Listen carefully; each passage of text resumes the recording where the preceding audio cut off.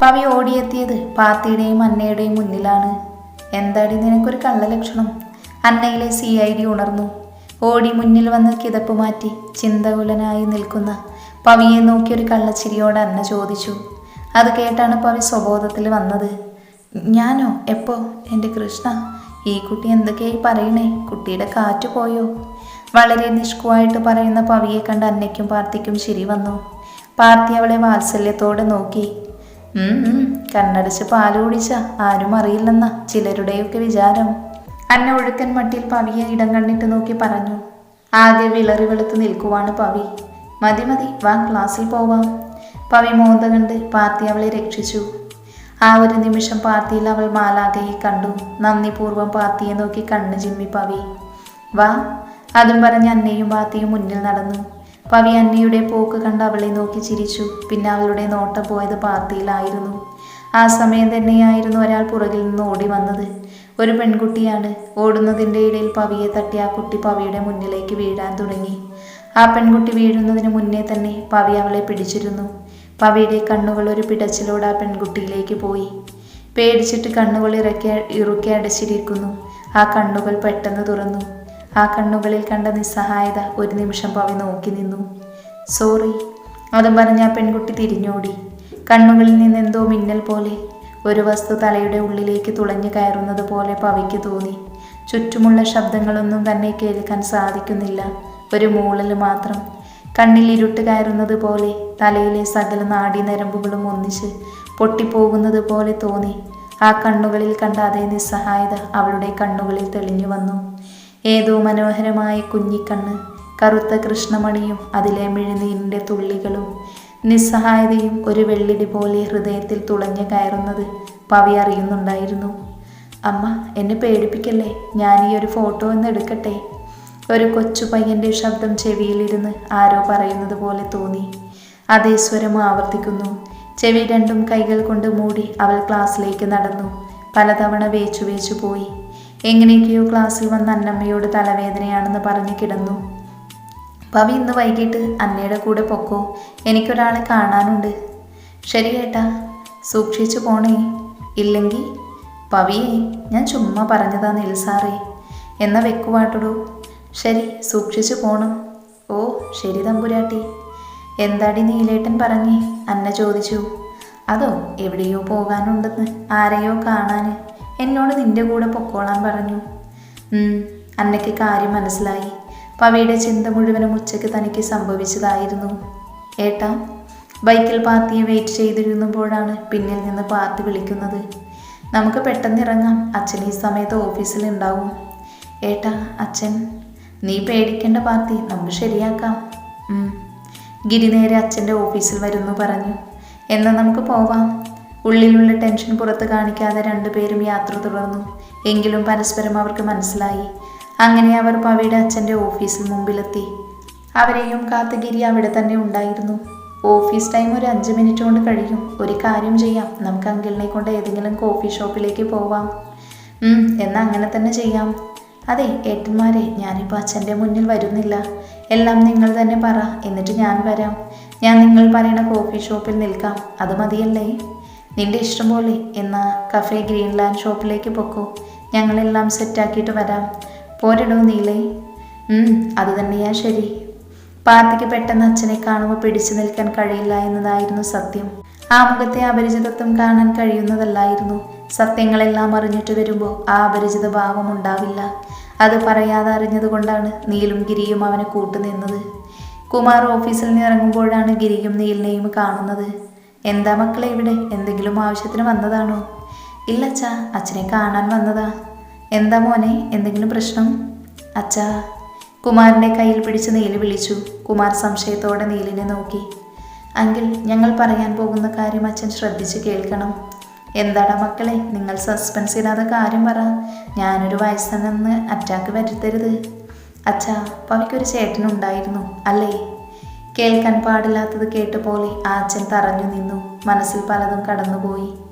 അച്ഛൻ പേടിക്കേണ്ട, എല്ലാം ഞാൻ അറിഞ്ഞു. ഒരു നിമിഷം അയാളുടെ മനസ്സിലേക്ക് പവിയുടെ മുഖം കയറി വന്നു. മോനെ പവി. അയാളുടെ വാക്കുകൾ ഇടറി. ഏയ്, പവിക്കൊരു കുഴപ്പമില്ല, അവൾക്ക് ഒന്നും അറിയുകയുമില്ല. പിന്നെ ഇതൊക്കെ നിങ്ങളെങ്ങനെ? പാർത്തി പറഞ്ഞു. പാർത്തി എന്ന പേര് കേട്ടതും കുമാറിൻ്റെ നെഞ്ചിലൊരു മിന്നൽ കടന്നുപോയി. പാർത്തിയോ? വിശ്വസിക്കാനാകാതെ ആ പിതാവ് ചോദിച്ചു. എല്ലാം പറയാം അങ്കിൾ, വാ. അങ്ങനെ കുമാറിനെയും കൂട്ടി അവരൊരു പാർക്കിങ്ങിൽ പോയി നടന്നതെല്ലാം പറഞ്ഞു. ഒരു പൊട്ടിക്കരച്ചിലായിരുന്നു കുമാറിൻ്റെ പ്രതികരണം. നീൽകുമാറിൻ്റെ 2 കൈകളും കൂട്ടിപ്പിടിച്ചിരുന്നു. വർഷങ്ങളോളം കരയാൻ പോലും കഴിയാതെ ഉള്ളിലൊതുക്കിയ കണ്ണുനീർ അദ്ദേഹം ആ നിമിഷം പുറത്തേക്കൊഴുകി. ആ പിതാവിൻ്റെ മനസ്സത്രത്തോളം നൊന്നിട്ടുണ്ടായിരുന്നു. പറഞ്ഞറിയിക്കാൻ കഴിയാത്ത അത്രയും ആഴത്തിൽ അത്രമേൽ മുറിവേറ്റിരുന്നു. മക്കളിൽ ഒരാളെ നഷ്ടപ്പെടുന്നത് തന്നെ അത്രയും വേദന നിറഞ്ഞതാണ്. അത് അനുഭവിച്ചാൽ മാത്രമേ മനസ്സിലാക്കാൻ സാധിക്കുകയുള്ളൂ. എൻ്റെ മോൻ, എൻ്റെ മോൻ, അവൻ മരിച്ചെന്ന് കരുതിയതാ. അവൻ വന്നു ഞങ്ങൾക്ക് വേണ്ടി, അവൻ്റെ അനിയത്തിക്കുട്ടിക്ക് വേണ്ടി. ഒരിക്കലും പ്രതീക്ഷിച്ചിട്ടില്ല. എൻ്റെ ഗീതു അറിഞ്ഞാൽ ഒരുപാട് സന്തോഷിക്കും. എൻ്റെ മോനെവിടെയാ? അവനെ എനിക്കിപ്പോൾ കാണണം. സ്നേഹിച്ച് കൊതി തീർന്നിട്ടില്ല അവനെ. വിക്കി അദ്ദേഹം പറഞ്ഞു. കാണാം അങ്കിൾ, പക്ഷെ ഒന്നുകൂടിയുണ്ട്. അദ്ദേഹം സംശയത്തോടെ നോക്കി. നീലു പവിയെ പറ്റിയും പവിക്ക് തെറിഞ്ഞുള്ള ഭവിഷ്യത്തും അതിനുള്ള പരിഹാരവുമെല്ലാം പറഞ്ഞു. പവി കാരണമാണ് അമ്മയ്ക്ക് കുഞ്ഞ് നഷ്ടപ്പെട്ടത് എന്ന് അന്ന വഴിയറിഞ്ഞ് ഗിരി പറഞ്ഞു. എന്ന് കരുതി എനിക്കെൻ്റെ മകനെ ഇനിയും അകറ്റി നിർത്തണം എന്നാണോ നിങ്ങൾ പറയുന്നത്? അവൾക്ക് വേണ്ടി ഞങ്ങളെല്ലാം മറന്ന് അവളുടെ മുന്നിൽ അഭിനയിച്ചു ജീവിച്ചത് ഇനി ഞങ്ങളുടെ മകനെ അകറ്റണമെന്നാണോ? അരിശത്തോടെ പവിയുടെ അച്ഛൻ അത് പറയുമ്പോൾ കേട്ട് നീലിന് എന്തുകൊണ്ട് അതത്ര പിടിച്ചില്ല. മാത്രമല്ല പവി മോളി എന്നൊക്കെ ഇത്രയും നാൾ നീലിൻ്റെ അറിവിലുള്ള വിളിച്ചിട്ടുള്ള പെട്ടെന്നത് മാറി അവൾ ഇന്ന് സംബോധന ചെയ്തത് നീലിന് എന്തുകൊണ്ടോ അംഗീകരിക്കാൻ കഴിഞ്ഞില്ല. ഒരു നിമിഷം അദ്ദേഹം ചെറുതായി സ്വാർത്ഥനായിരുന്നു. എന്നാൽ അത് കാര്യമാക്കാതെ അവൻ തുടർന്നു. പാർത്തി തന്നെയാണ് ഇത് പറഞ്ഞത്. അച്ഛൻ ഇതിനെതിർ പറയരുത്. മാത്രമല്ല ഇതൊന്നും ഇപ്പോൾ അമ്മയറിയണ്ട. കുറച്ച് നാളുകൂടി ഇതിങ്ങനെ പോകട്ടെ. ഇപ്പോൾ അച്ഛൻ വാ, പാർത്തി കാത്തിരിക്കുക. മനസ്സില്ലാ മനസ്സോടെ എല്ലാം സമ്മതിച്ച് അദ്ദേഹം പാർത്തിയെ കാണാൻ പുറപ്പെട്ടു.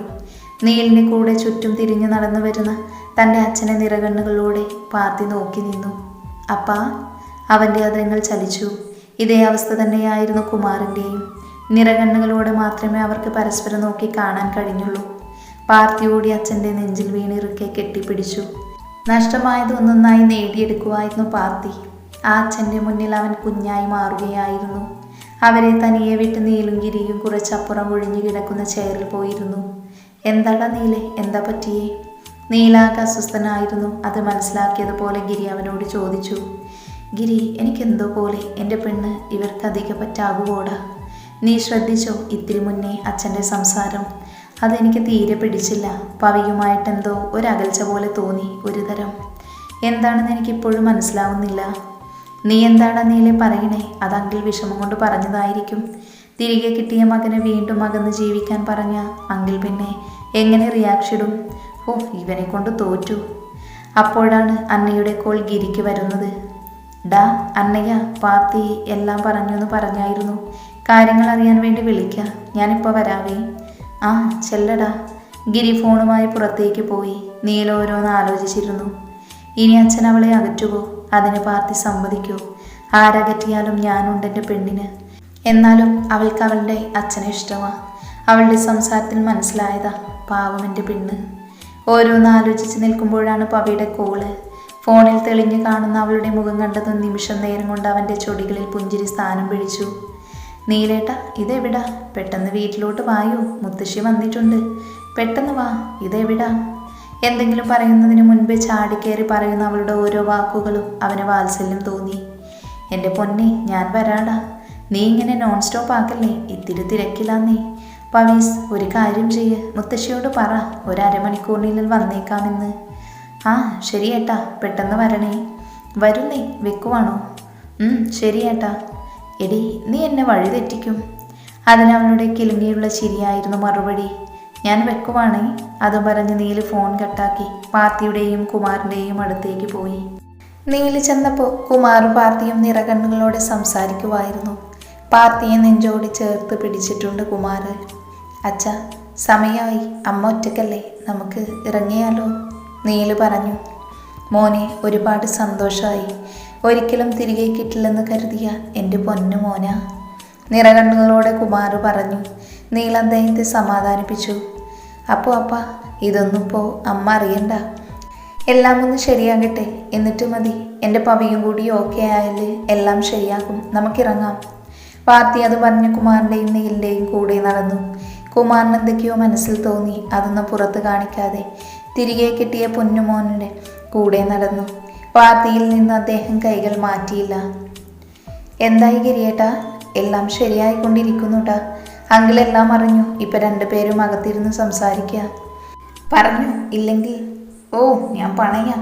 എടി അതല്ല, നീലൊരു സംശയം പറഞ്ഞു. ദേ സംശയം മാത്രാട്ടോ. ഓ ഒന്ന് പറഞ്ഞു തൊലക്ക് മനുഷ്യ, ചുമ്മാ പേടിപ്പിക്കാണ്ട് ഗിരികുമാറിൻ്റെ നീരസം അന്നയോട് പറഞ്ഞു. ഗിരിയേട്ടാ ഇനി അങ്ങനെ എന്തെങ്കിലും ഉണ്ടാവോ? പാവായേട്ട പവി. കുമാരങ്ങൾക്ക് പവിയോട് എന്തെങ്കിലും എതിർപ്പ് വരുമോ? ഏയ് ഇല്ലടി, പവിക്ക് വേണ്ടി തന്നെയല്ലേ എല്ലാം ഒളിപ്പിച്ച് ഇത്രയും നാൾ ജീവിച്ചേ. ഇപ്പോൾ ഇനി അങ്ങനെയൊക്കെ തോന്നുമോ? പറയാൻ പറ്റില്ല ഏട്ടാ. നഷ്ടപ്പെട്ടത് തിരികെ കിട്ടുമ്പോൾ ഏതൊരു മനുഷ്യനും സ്വാർത്ഥനാകും. അത് എത്ര പാവാണെന്ന് പറഞ്ഞാലും. പോരാത്തതിന് പാർത്തിയേട്ടനെ ഇനിയും പിരിഞ്ഞിരിക്കണ്ടേ? ആ ഒരു ഇതൊക്കെ വെച്ച് എനിക്ക് നല്ല പേടിയുണ്ട്. എൻ്റെ പൊന്നു പെണ്ണെ, പാർത്തി പവിക്ക് ദോഷം വരുന്നത് എന്തെങ്കിലും ചെയ്യും നിനക്ക് തോന്നുന്നുണ്ടോ? പവി എന്ന് പറഞ്ഞ പാർത്തിക്ക് ജീവനാ. എന്നാലും ഇല്ല. വല്ലയിടത്തും പോയിരുന്ന് 2 വർഷം പഠിക്കാൻ നോക്കടി. പരീക്ഷയ്ക്ക് 2 മാർക്കെങ്കിലും കിട്ടും. ഓ എനിക്ക് ആ 2 മാർക്ക് വേണ്ട, ഞാൻ വെക്കുവാ. എടിയേ പിണങ്ങിയോ? ഞാൻ ചുമ്മാ പറഞ്ഞതല്ലേ. എൻ്റെ പതിവ് ഇങ്ങോട്ട് താടി. ഇല്ലേ ഉറക്കം നെഹി വരില്ലെന്നേ. പൊളക്കള്ളോ. ഇന്നത്തേക്ക് ഓക്കെ. ഇനി എന്നാണാവോ ഒന്ന് നേരിട്ട് ഇതൊക്കെ കിട്ടണേ. അയ്യടാ ദേ ചെക്ക, മര്യാദക്കിരുന്നോ, ഇല്ലേ കാലും കൈയും മടക്കി ഒരെണ്ണം അങ്ങോട്ട് തരും, കേട്ടല്ലോ. ചെറുക്കനോ? എന്തേ ചെറുക്കനല്ലേ അതോ പെണ്ണാണോ? പോടി, ഞാൻ വെക്കുവാ. എനിക്കിട്ടേ തരുന്നല്ലേ പറഞ്ഞേ. പോടി, നീ നോക്കിക്കോ. ഒരു 6 കിസ് കിട്ടാൻ എൻ്റെ പുറകെ നടക്കും നീ. ഓ കാണാം. കാണാം. അത് പറഞ്ഞ് ഗിരി ഫോൺ കട്ടാക്കി. ഈ പെണ്ണിനെ കൊണ്ട് തോറ്റു. അതും ആലോചിച്ച് ചിരിയോടെ തിരിഞ്ഞ ഗിരി കാണുന്നത് എന്തോ ഒരു ജീവിയെ പോലെ ഗിരിയെ നോക്കി നിൽക്കുന്നത് നീലിനെയാണ്. എന്താണ് നോക്കണേ? ഉളുപ്പുണ്ടോ? അതിനെ 32 പല്ലും കാണിച്ച് ഉള്ള ചിരിയായിരുന്നു ഗിരിയുടെ മറുപടി. ഇളിച്ചോണ്ട് നിൽക്കാണ്ട് ഇങ്ങോട്ട് വാട പന്നി. പല്ല് കടിച്ചോണ്ട് നീൽ പറഞ്ഞ് ഗിരിനെയും കൊണ്ടുപോയി. പാർത്തിയെ പിരിയാൻ കുമാറിനൊട്ടും താല്പര്യമുണ്ടായില്ല. എങ്കിലും അയാൾ അതിന് സമ്മതിച്ചു. എന്തായി ഏട്ടാ ഇത്രയും വൈകിയേ? ഫോൺ വിളിച്ചിട്ടത് എടുക്കാതിരുന്നേ. പവി വിളിച്ചിട്ടുണ്ടായിരുന്നു. കുമാരേട്ടനെ വിളിച്ചിട്ട് കിട്ടില്ലെന്ന് പറഞ്ഞു. ഇതെവിടായിരുന്നു? അത് പിന്നെ എൻ്റെ ഒരു ഫ്രണ്ടിനെ കാണാൻ പോയിരിക്കുമായിരുന്നു. അവനെ ഇന്നാ കാണുന്നേ. ഒത്തിരി നാളായി ഇവിടെ ഇല്ലായിരുന്നു.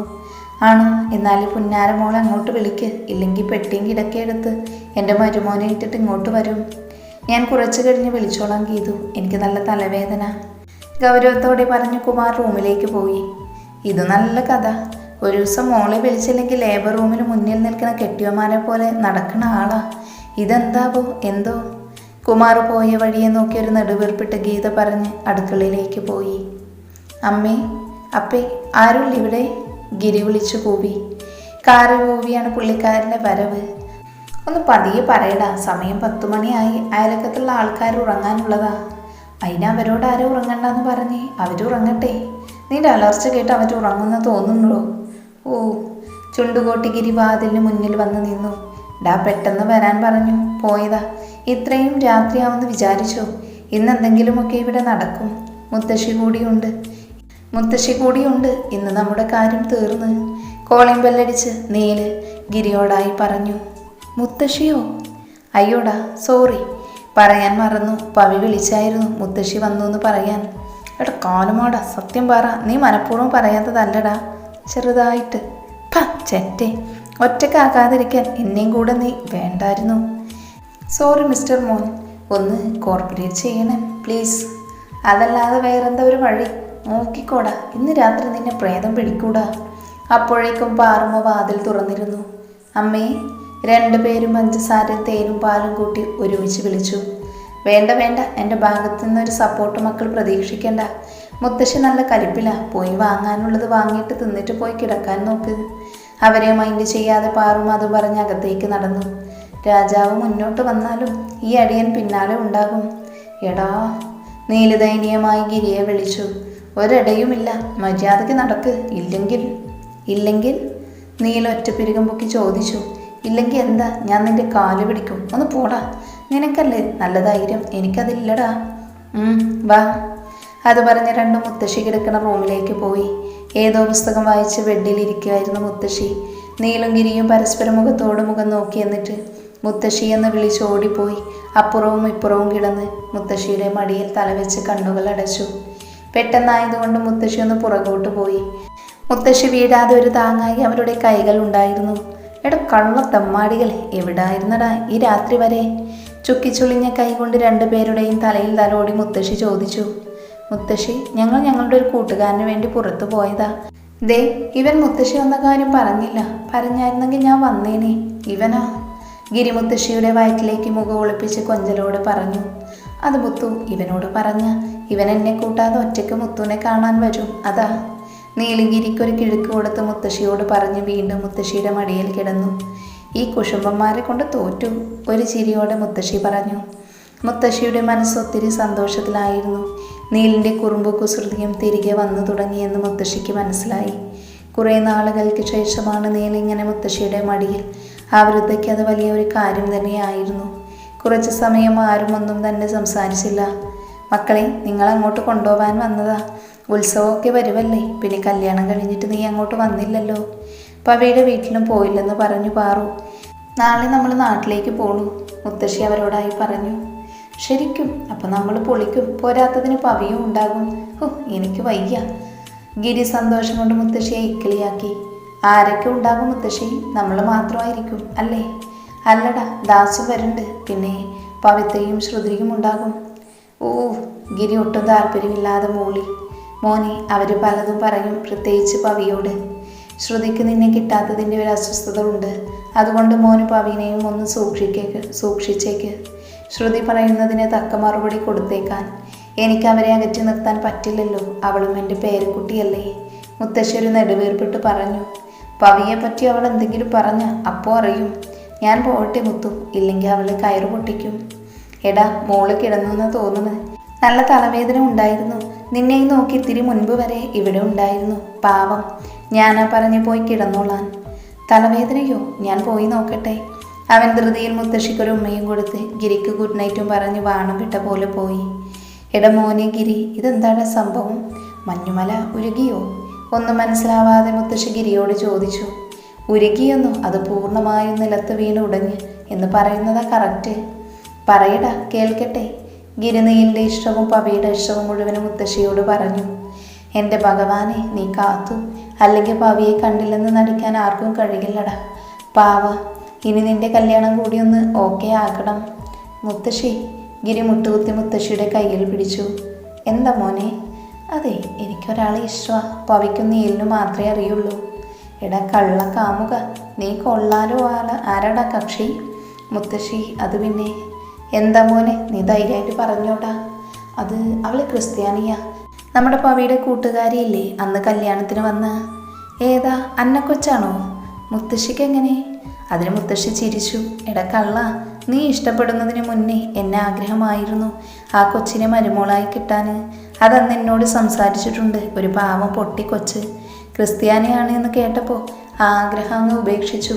അതെനിക്ക് ക്രിസ്ത്യാനായിട്ടല്ല, നിനക്ക് ഇഷ്ടപ്പെട്ടില്ലെങ്കിലോ എന്ന് വെച്ചാ. നിനക്കറിയോ, പ്രണയത്തിനൊരു ജാതിയോ മതവും ഇല്ല ഗിരി. പാറുവിനും മധുവിനും പൂർണ്ണ സമ്മതമാണ്. കാരണം എൻ്റെ ആഗ്രഹം ഞാൻ ആദ്യം പറഞ്ഞത് അവരോടാ. അവർക്ക് ഡബിൾ ഓക്കെ. പിന്നെ ആ കൊച്ചിൻ്റെ വീട്ടുകാരൊക്കെ എങ്ങനെ പ്രതികരിക്കുമെന്ന് ഓർത്താ. നിനക്ക് ഇങ്ങനെ ഒരു ആഗ്രഹം ഉണ്ടെന്ന് അറിയാതെ പോയില്ലോടാ കള്ള. എന്തു വന്നാലും നിന്റെ ഇഷ്ടം ആത്മാർത്ഥമാണെങ്കിൽ അത് നടക്കും, എല്ലാം ശരിയാകും. പുഞ്ചിരിയോടെ മുത്തശ്ശി പറഞ്ഞ് അവൻ്റെ തലയിൽ തലോടി. ഓ മുത്തു, നിങ്ങളാണ് മുത്തു മുത്തശ്ശി. മുത്തു മാസ് അല്ല, കൊലമാസ. അതും പറഞ്ഞ് ഗിരി മുത്തശ്ശിയെ കെട്ടിപ്പിടിച്ചു.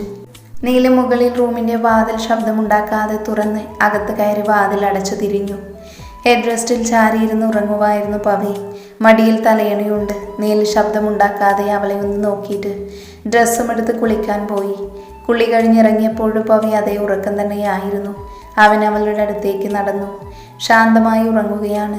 അവനെയും കാത്തിരുന്ന് ഉറങ്ങിയതാണ് എന്ന് മനസ്സിലായി. ഒരു ടോപ്പും ഫുൾ പാവാടയുമാണ് വേഷം. മുടി ഉച്ചിവരെ കെട്ടിയിട്ടുണ്ട്. മുന്നിലേക്ക് കുറച്ചു മുടി ചാടിക്കിടക്കുന്നുണ്ട്. ഉറക്കത്തിൽ അത് അവളെ ശല്യം ചെയ്ത് അതിൻ്റെ മറുപടിയായി അവളെ ഇടയ്ക്കിടെ പുരികം ചൊളിക്കുന്നുണ്ട്. അവളെ കണ്ടപ്പോൾ അവൻ്റെ ഹൃദയം അതിശക്തമായി തന്നെ ഇടിച്ചു. അവളോട് വാത്സല്യവും പ്രണയവും ഒരുമിച്ച് തോന്നി. അതിനൊരു കുറവുമില്ലായിരുന്നു, പകരം കൂടിക്കൂടി വന്നു. അവൻ അവളുടെ മടിയിലിരുന്ന് തലയിണെടുത്ത് മാറ്റി അവളെ ബെഡിലേക്ക് ഇറക്കി കിടത്തി, നെറ്റിയിൽ ചുണ്ടമർത്തി. പിന്നെ ലൈറ്റ് ഓഫാക്കി അവളുടെ അടുത്ത് വന്ന് കിടന്നു. അവൻ കിടന്നതും അവൾ തല ഉയർത്തി അവൻ്റെ നെഞ്ചിലേക്ക് വെച്ച് അവനെ ഇറുക്കെ കെട്ടിപ്പിടിച്ചതും ഒപ്പമായിരുന്നു. ഉറങ്ങിയില്ലേ പവി? ഇല്ല. എങ്ങനെ സമാധാനമായിട്ട് ഉറങ്ങും? ഓരോന്ന് ശീലിപ്പിച്ച് വെച്ചേക്കുവല്ലേ. എന്ത്? അവളെ തിരികെ കെട്ടിപ്പിടിച്ച് അവൻ ചോദിച്ചു. നെഞ്ചിൽ കിടത്തി. എനിക്കിപ്പോൾ ഇതില്ലാതെ ഉറങ്ങാൻ വയ്യ. അച്ചോടാ, എൻ്റെ മോള് എൻ്റെ നെഞ്ചിൽ തല വെച്ച് കിടന്നാൽ മതി, കേട്ടല്ലോ. നിന്റെ ഈ കുട്ടിത്തല ഇല്ലാതെ എനിക്കുറക്കം വരില്ലടി പെണ്ണേ. അതിന് മറുപടിയായി അവനെ ഇറുക്കെ കെട്ടിപ്പിടിച്ചു. നാളെ പോവല്ലേ? നിനക്ക് എൻ്റെ നാടൊക്കെ കാണണ്ടേ? പിന്നെ പവി, അവിടെ ശ്രുതി ഉണ്ടാകും. നീലേട്ടൻ പേടിക്കണ്ട, എന്നോട് അപ്പം എല്ലാം പറഞ്ഞു, എല്ലാം ഓക്കെ ആക്കാം. എന്നെൻ്റെ പെണ്ണ് ഉറങ്ങിക്കോട്ടോ, നാളെ ഒത്തിരി യാത്ര ചെയ്യേണ്ടതല്ലേ. പവി കുറുകിക്കൊണ്ട് അവനോട് ചേർന്ന് കിടന്നു. നീലേട്ടാ, അപ്പനെ വിളിച്ചിട്ട് കിട്ടിയില്ല, ഇന്ന് വിളിച്ചതുമില്ല. എന്താ പോലെ അത് കേട്ടതും അടഞ്ഞിരുന്ന നീലിൻ്റെ കണ്ണുകൾ തുറന്നു. നീലേട്ടാ, കേൾക്കുന്നുണ്ടോ? ആ പവി, എന്തെങ്കിലും കാര്യമുണ്ടാവും, വിളിക്കാൻ പറ്റാത്തതുകൊണ്ടായിരിക്കും. നാളെ വിളിക്കൂട്ടോ എൻ്റെ പെണ്ണിപ്പോൾ. അതൊന്നും ആലോചിച്ച് കിടക്കേണ്ട, ഉറങ്ങിക്കോ. അത് പറഞ്ഞ പവിയുടെ തലയിൽ തലോടി. നീലിൻ്റെ മനസ്സാകെ അസ്വസ്ഥത കൊണ്ട് നിറഞ്ഞു.